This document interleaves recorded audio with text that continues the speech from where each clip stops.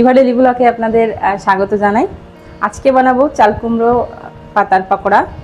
ভিডিওটা আপনারা দেখতে থাকেন কিভাবে চাল কুমড়ো পকোড়া বানাই।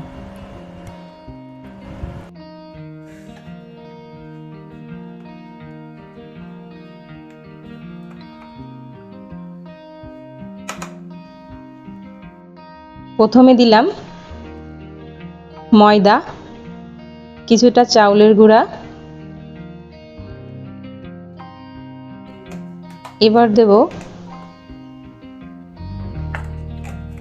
হলুদের গুঁড়া,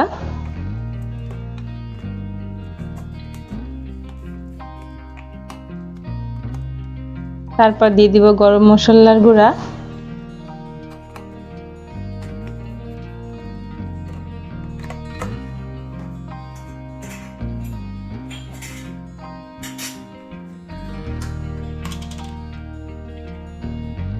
দিয়ে দেব স্বাদমতো লবণ। এখানে আপনারা শুকনো মরিচের গুঁড়া দিতেও পারেন, নাও দিতে পারেন, আমি এটাতে দেইনি, আমি কাঁচা মরিচটাই ব্যবহার করছি।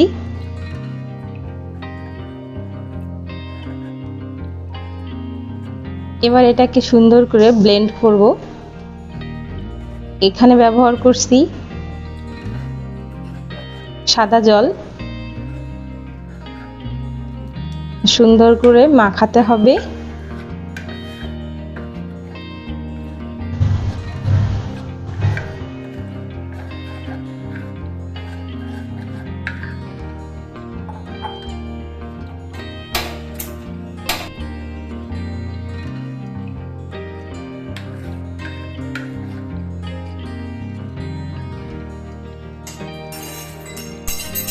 ভালো করে ব্লেন্ড হওয়ার পরে এর ভিতরে দিয়ে দিব কেটে রাখা চাল কুমড়ো পাতার, সেটা দিয়ে দিব। আমি চুলোটাকে হালকা আঁচে রেখেছি।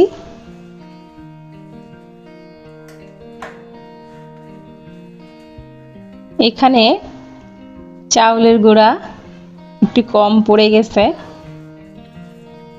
এর সাথে আবার একটু চাউলের গুঁড়া অ্যাড করে নিতে হবে।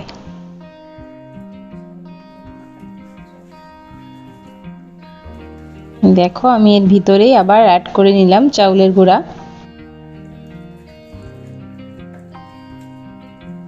এখানে পাতাগুলো একটু মোটা মোটা করে কাটা হয়ে গেছে, তো তাই একটু বেশি করে ব্লেন্ড করা হচ্ছে। পাতাগুলো কুচি কুচি করে নিলে বেশি ভালো হয়, আমার একটু বেশি বড়ই কাটা হয়ে গেছিল। আমি এবার দিয়ে দিছি কড়াইতে তেল।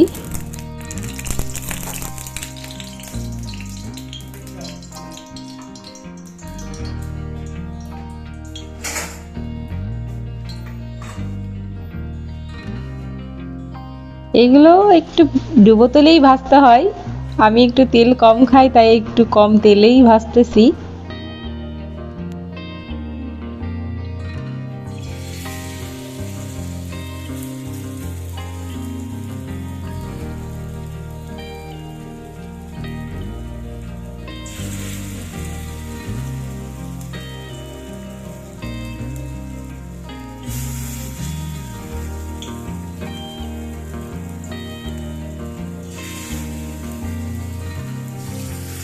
ছোট ছোট করে দিতে হবে।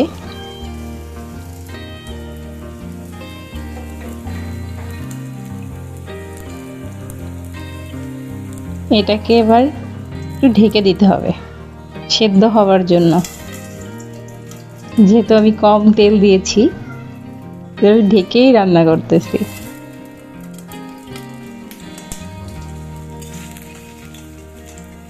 কিছুক্ষণ পরে ঢাকনা খুলতে হবে, না হলে আবার এটা পুড়ে যেতে পারে। আস্তে আস্তে এটাকে উল্টিয়ে দিচ্ছি, দেখো তোমরা।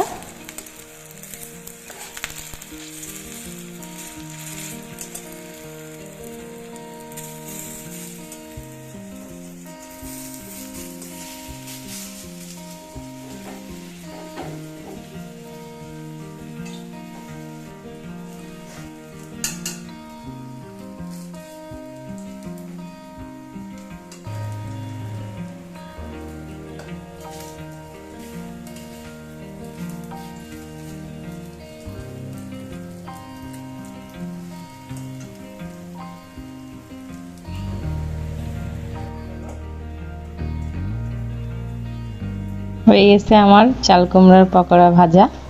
এবার এটাকে আস্তে আস্তে তুলে নিচ্ছি। বন্ধুরা, এই চাল কুমড়ার পকোড়াটা খেতে দুর্দান্ত লাগে। আপনারা যারা